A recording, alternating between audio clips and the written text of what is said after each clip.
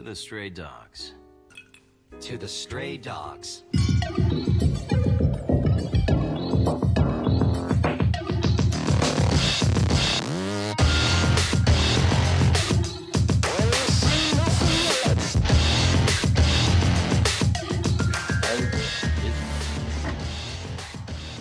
Hello, Internet, and welcome to The Stray Dogs, the first ever BSD podcast. I'm Kaylee, I'm Kenny. and let's talk about episodes 5 and 6 of season 2.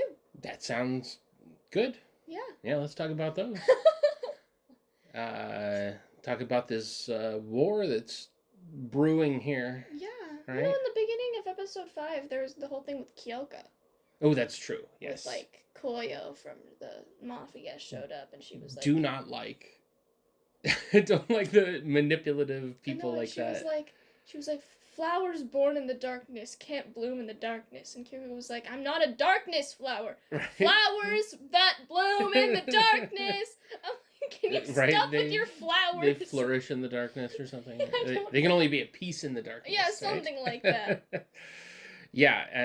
Just her manipulation is terrible. Oh, I know what's best for you. Please just come with me. And it's so sad that you saw the light because, that's just not good. I once saw the light too, and it made me cry. So it's no good. We should all just keep killing people. Yes, yeah. That's the moral of that lady's story. I don't know. So... And then the guild fell out of the sky. After they were fighting. After they fought. Yeah, sure. Yeah. And the guild beat down everybody. It looked like it wasn't good. No, it was not. I was like, oh, They're like, well, that was easy, and then it goes back, and everyone's laying on the floor in pools of blood. Yes, it's true. We're gonna have a cat friend here in a second, I think. Is she jumping up on the table? I'm not sure. Okay, well, we have a special guest on our podcast today. This is Gandalf the cat. Gandalf the cat. All right. We did not secure our location. Secure the location. Secure the location. Okay. Okay, no more Gandalf the cat. No more Gandalf the cat for right now. Alright, back to the guild. Yeah, so who did we meet the first episode? It feels like it's introducing lots of people because, we met that lady, Kyoko's mother figure.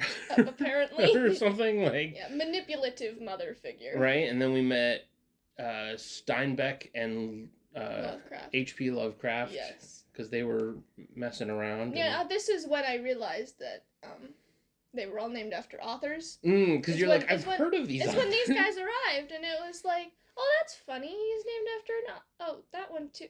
Wait, what? Right. All of a sudden, Dawn, everybody is. Okay. And then I was like, wait, what? And then I look up the characters. Because I used to look up, because I feel like at the beginning I looked up a picture of Dazai one time, and it popped up this, like, black and white photo of some guy, and I'm like, it is not Dazai. Little did I know, that was Dazai! You're not watching the black and white film version of Bungo Stray Dogs. Or real life, I guess, is what that was. That was real life, yes. And Lovecraft is kind of funny. He's like so dark. He's like, I haven't been outside in 4 years.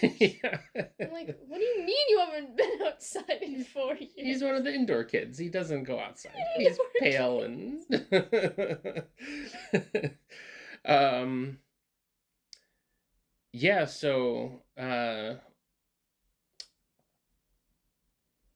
and then because all this stuff happens, like everybody starts reacting to things that are happening. Yeah, right? totally. And like everyone's at war.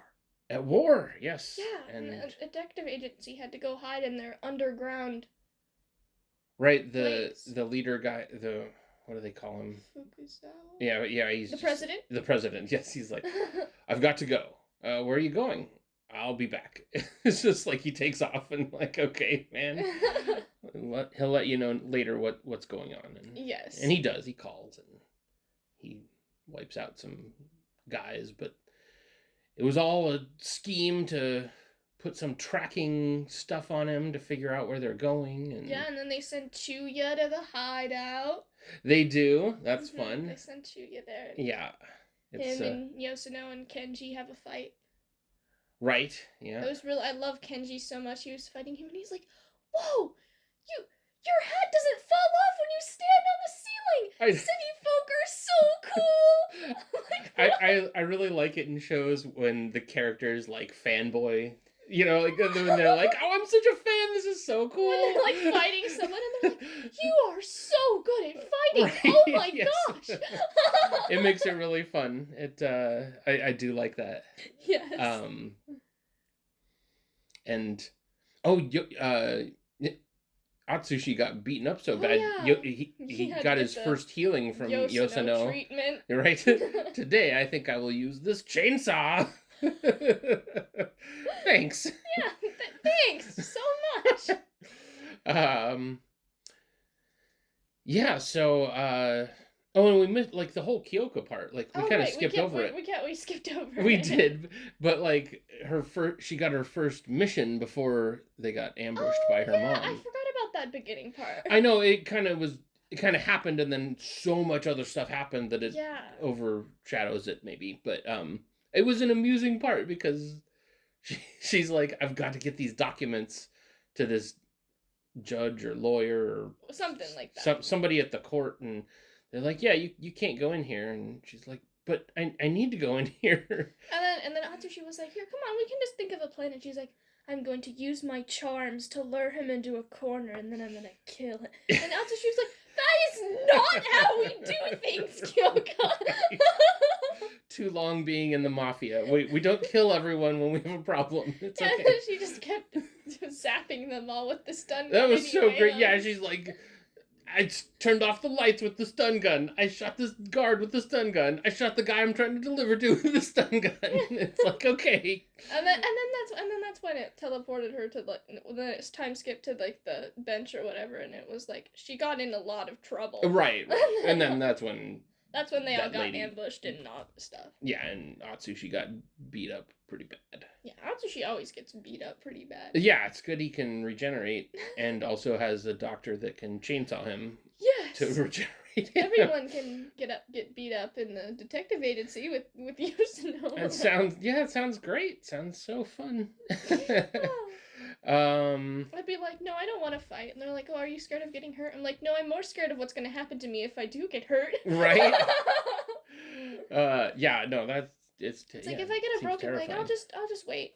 It'll heal. Right? It'll heal by itself, guys. So I'll be fine. And then so Mori, Mori, head of the mafia, he's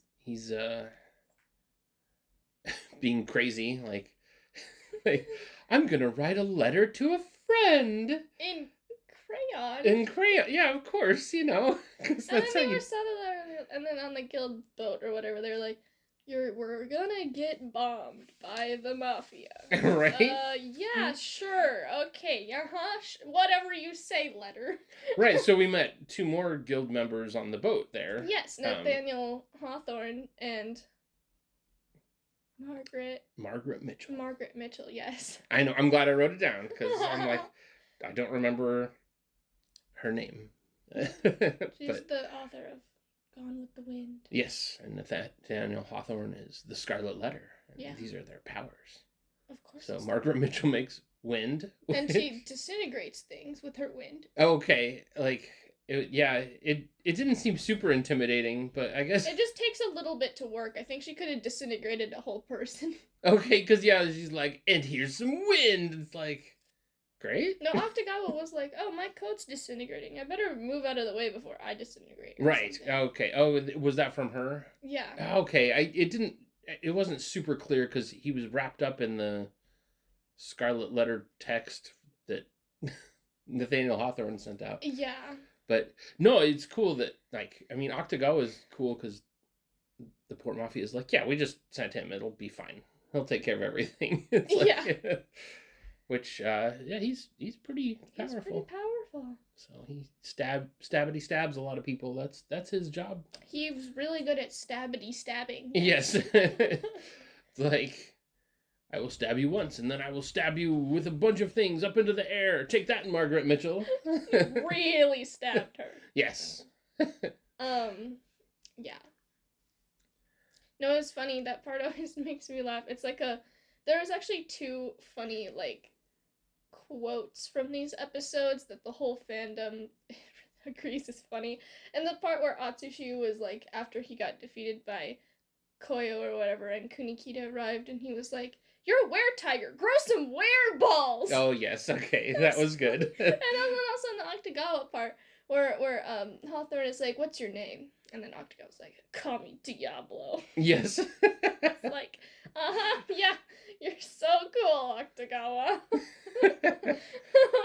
Yeah, I guess he's quoting his, I don't know, Bible kind of stuff back at him or something. He's like, "I'm the devil, haha, here to get you."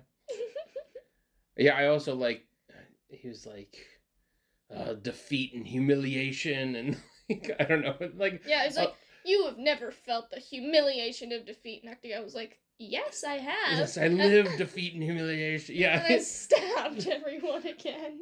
I like their conversations that are like flowery prose kind. It's like, sounds like, They're so poetic. yeah, they're very like, "We are authors. Listen to us speak in a way that nobody talks." It's like, okay, great. It's so great though. I love it. Oh, I do too. Yeah, it's really fun. Like, yeah, because it's like, "No, I have lived and breathed defeat since the day I was born," or something. I don't know. It's just like so poetic. It is, yeah. I know we're skipping around, but yeah, we're back to like, Yeah. Chuyu was attacking Chuya. where the detective agency was, and Yeah. so then the president's like, "Get me Kunikita," which we haven't seen what Kunikita's up to, I guess. Yeah, I guess. He was on defense or something. Like, they sent out people to... Now, there was teams, which Yosuno and Kenji were never on a team together, so I don't know why they're fighting Chuya. Yeah. When I was looking at the teams, I was like... Because I know that they fight Chuya in this part, but then I was looking at the teams, I'm like... Yosuno and Kenji are not on the same team. Why are they sent to go fight Chuya? Yeah, I don't... It didn't seem... I mean, they're both... Like... It seems like an odd pairing, because neither of them have, like, offensive... Well, I mean, I guess... I mean, they both kind of do. They both kind of do, but, like, she's a healer through, killing people or something. So she is good with weapons. She's good with weapons, but that's not, like, she's not, like, super power good with them. Kenji just has, like, super strength. Which is powerful, but, yeah, so, I mean, I guess that is offensive, but, like... Yeah. It's not, like, magical, I guess. Because it made sense for me when, like, they, like, teamed up, like, Tanizaki with someone, because he could, like, disguise them in his ability or whatever. I don't know. Right. It just didn't seem like a very tactical team up to me. Like, it didn't seem like either of them had a power that was going to do anything to Chuya. I don't actually remember why they're teamed up together. Okay. Maybe it's important, or maybe it's just not. Well, and I mean, yeah, it might just be we're all running around and just get with whoever you can and let's do things. I guess. I'm not sure if they're planning this out very well. No, I really liked how whenever Chuya was talking, Fukasawa was like, "All right, Rampos, what he's saying true?" I was like, "Yeah." No, Rampo was like, "Let me put the glasses on." My glasses on. Yes. Yes. That is true. He's being correct. Right. This is bad. We're not doing very good here. Oh yeah, because what was he? He was threatening. He was threatening that he gave the location away of their secretaries to the guild. Oh, that's right, because they were hiding out looking at cat cats. Pictures. Yes, of course, as you do. Like, oh, cats. type of activities I would be doing. Of course, yeah. We're working very hard at your job, looking at cat pictures. It's like, all right, guys, you're supposed to hide in the forest because you don't have any abilities, and like keep an eye on things because you're like our secretaries. And they're like, cat pictures.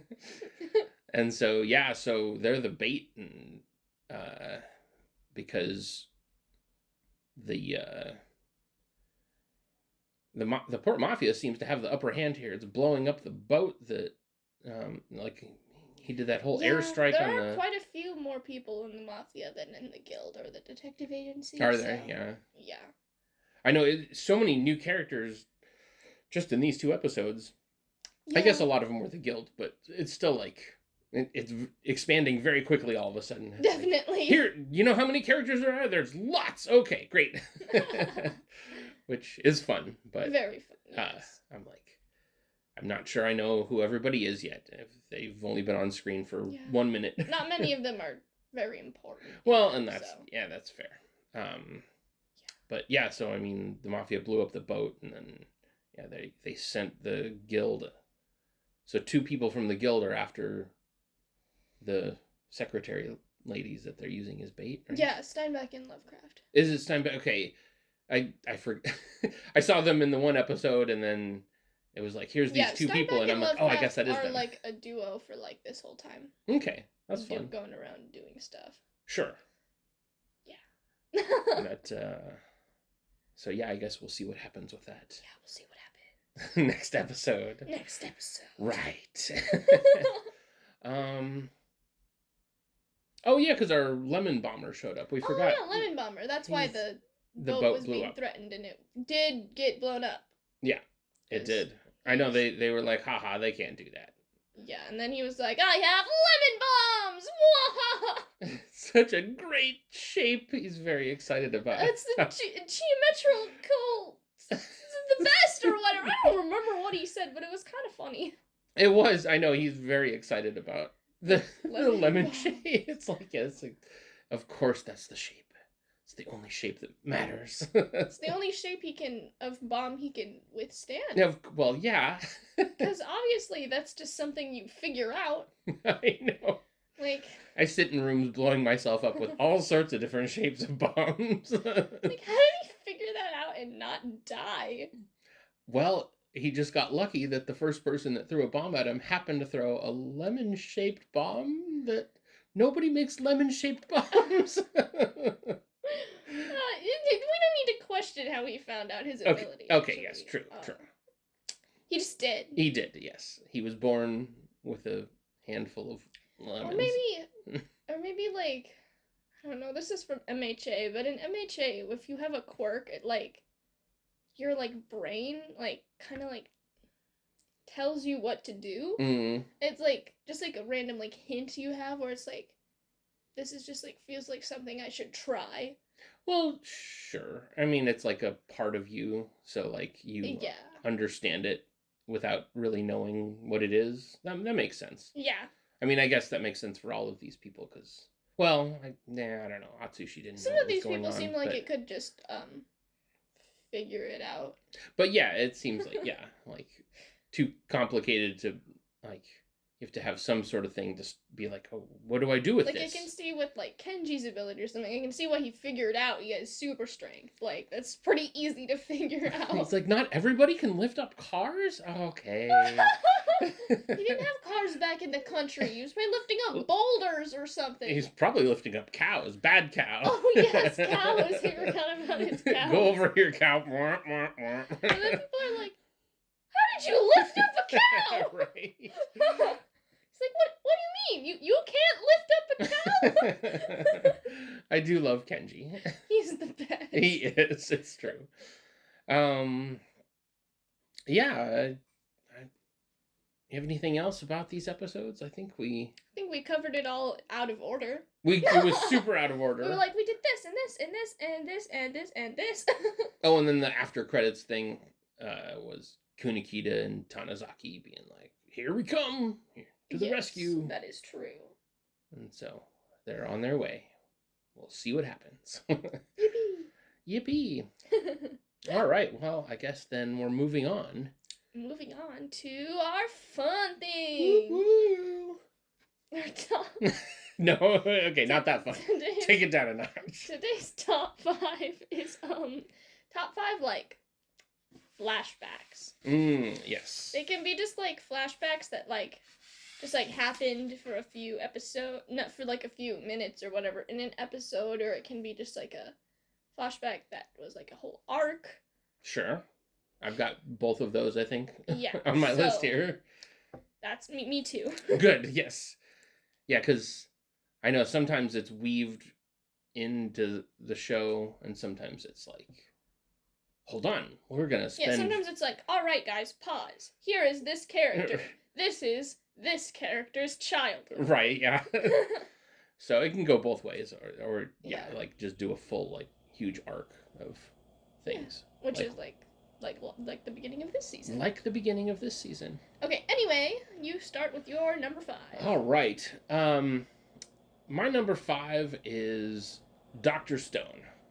Because... yeah, I was going to say that on my list too, but I didn't. No? There was too much, too much to think of. Well, no, there's a lot. I feel like, man, so many shows have flashbacks, but it really... I think that even though the main character of Dr. Stone, Senku, doesn't show a lot of emotions, it kind of brought this emotional grounding to the whole show of like this flashback of his father figure. Is it his father? It's his adoptive father. His adoptive father, that's what it... Yeah, so, I don't know, the whole thing with them is in space, and it was just a really cool flashback. It really, I feel like, added a lot of depth to that show. For sure, yes. So that is my number 5, is Dr. Stone.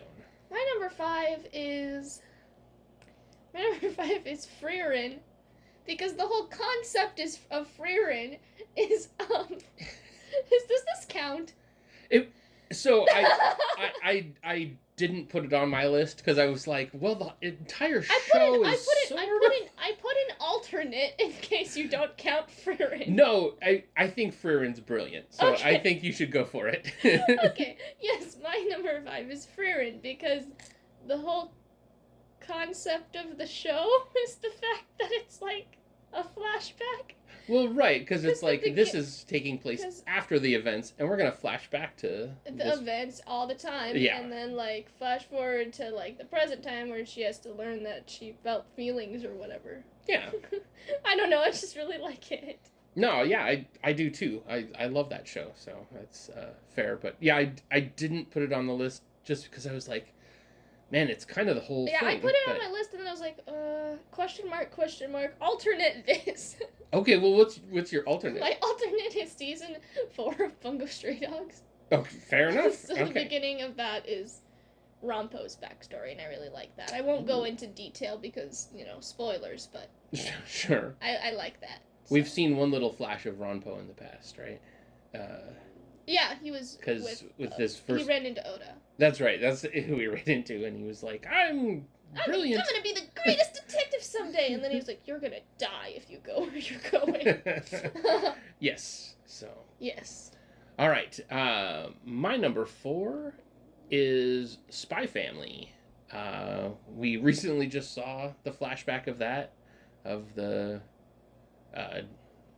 dad character in that, and man, is it good. It's that show is interesting because it's so like light and funny, but it's also takes place in this like Cold War kind of era of spies, and like you get this flashback and you see war and how awful wartime can be and just devastating. So I think that is a good flashback. That is a good flashback. My number 4 is Akaza from Demon Slayer's backstory. Oh, okay. Because I always get hated on this in my family, it's but true. I love Akaza, okay? And his backstory, because I didn't used to love him, obviously, but then his backstory happened, and I loved him, and it makes me cry, and I love it. Sure. So. Well, I'm not going to be too spoilery, but like, I can't forgive him. So I just can't do it. His backstory does not do enough for me to. Yeah. So, but it's still cool. I get it. It does explain. No, it's things. just I just really like. It's also just like really cool how. It's a good backstory. Yeah, it's just a really good backstory, regardless if you like the character or not. Yes, exactly. All right. My number 3. And I did mine in not very good order here. It's all over the page. I can see that. Yes. Actually, I just like I'm looking like that is not. Where are the numbers? What is that? So I wrote down a bunch of different shows that I like flashbacks from, and then I circled numbers. So I'm like, find the number. Yes, organized. That's my middle name. Okay. I put mine on a notes in my notes app in a 1, 2, 3, 4, 5 order. I typically do that. I thought it'd be different this week and make it confusing for myself. Anyway, number 3. Number 3, I put Cowboy Bebop because the backstory of Spike kind of fuels the whole main plot of that show, and there's the other backstories are cool in it too, but I mean the whole thing revolves around Spike's backstory, and it's really cool, and I love that show. That's all I got to say. Well, I know I never bring it up. Never brought it up. It's almost as weird as when I bring up Linklater. It's so strange. Yes. I know, which I'm not gonna bring up today. So yeah, that one's tricky. Like that's just too confusing. That's way too confusing. I know, because no one knows what's a flashback and what's a present time and what's the same and what's different and what's gonna stay and what's gonna change. So that's why I didn't put it on my list. Yes, thank you, time travel. Okay, my number 3 is Lloyd/Twilight from Spy Family's backstory. Okay, fair enough. So, yeah, I really also like it because the show up until that point was, like, for the most part, pretty childish and fun. Like, there was violence and there was, like, stuff that was, like, sad or dark, but, like, it never lasted for very long, or it moved on quickly, or was shown more humorously. I don't know. Most of it was funny. It's true. And then suddenly this backstory happens, and people are exploding, and children are dying, and there's bombs, and people are crying, and I'm just like, oh, this show is not bright and happy anymore. Yes, it's So that's why I really like it, because of how different it was from the tone of the rest of the show. It's true, yeah. And the outro during that whole season is has the kids from that, which I think is really cool. Me too. There's a bunch of kids in the intro too. Oh, that's true. Well, yeah, okay. There's so intro kids all over the place. Right. Yes. All these victims of war. No good. Yes. All right. So my number 2 is One Piece, and I had trouble picking which one because I think there's some really good flashbacks. Like each main character gets a flashback sort of in that show, but the 3 that I think are really big are Luffy and Robbie. Luffy, Robin, and Nami. There's too many names that ended with an E. It was too. Yes. So of course, not Robin. It's Robbie. Luffy and Robbie and Nami. All the E's. No. But I think I kind of landed on Nami because that's the backstory that really made that show start working really well for me. It was like, before that, it's like, oh, this is kind of a goofy, fun show. And then you get to the Nami part and learn why she is the way she is. And it all of a sudden you're like, oh, this show can get pretty dark and have some pretty awesome backstories. So if I had to pick one, I'd pick that one. But I do like all 3. Very cool. My second favorite flashback is Gojo and Kato from season 2 of JJK, which is so surprising. I know you're so surprised. I am so surprised. You never talk about that, ever. I never talk about them. I haven't rewatched those 4 episodes like 5 times. What? No. Why would anybody do that? Anyway, it's just so good because I love Gojo, and I love knowing how he like became the strongest, and I like Gojo and Geto as a duo, and yeah, it's just really good. And you like their friendship breakup? I like their friendship breakup. Well, maybe I like it in the sad way. Yes, I think you like sadness sometimes. I do like sadness sometimes. So, that's fair. All right. My number one is the flashback we just saw in this show for the first 4 episodes of this, because it is so good. It is so good. Daddy, my number one is also that is first 4 episodes of this one. So I am actually shocked that you like this better than I like this Gojo better than Gojo and Geto, and I like it better than the beginning of season 3, which is Dazai and Chuya. Nice. Okay. Well, it's sometimes shipping characters doesn't do everything for me. That is kind of amazing. No, it just the amount of time you've spent talking about Gojo Geto, the Gojo Geto flashback, like. No, I would have originally put it higher if I hadn't just rewatched.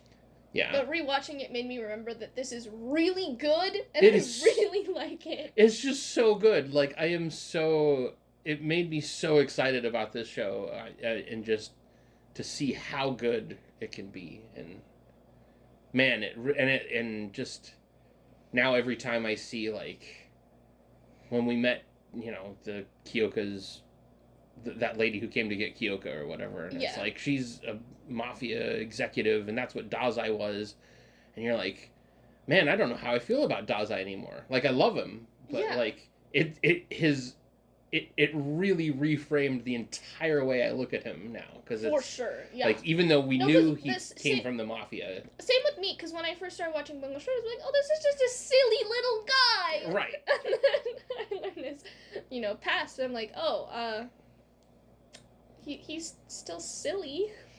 It's just some dark things, but it's just silly.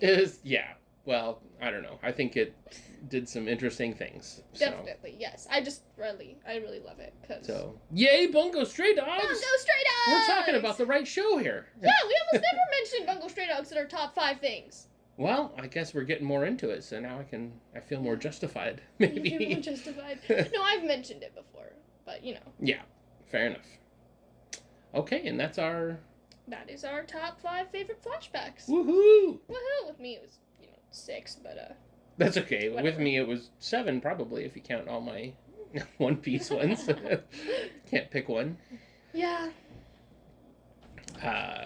So yeah, that's us for the week, and we'll move on to episodes 7 and 8 next time. Yeah, those are the ones. And until then, follow us on here and Spotify and TikTok and Instagram and all that stuff. Yes. Because we're gonna be posting shorts again.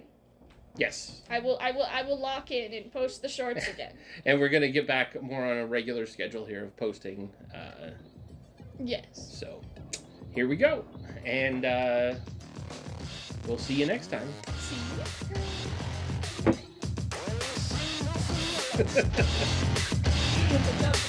time.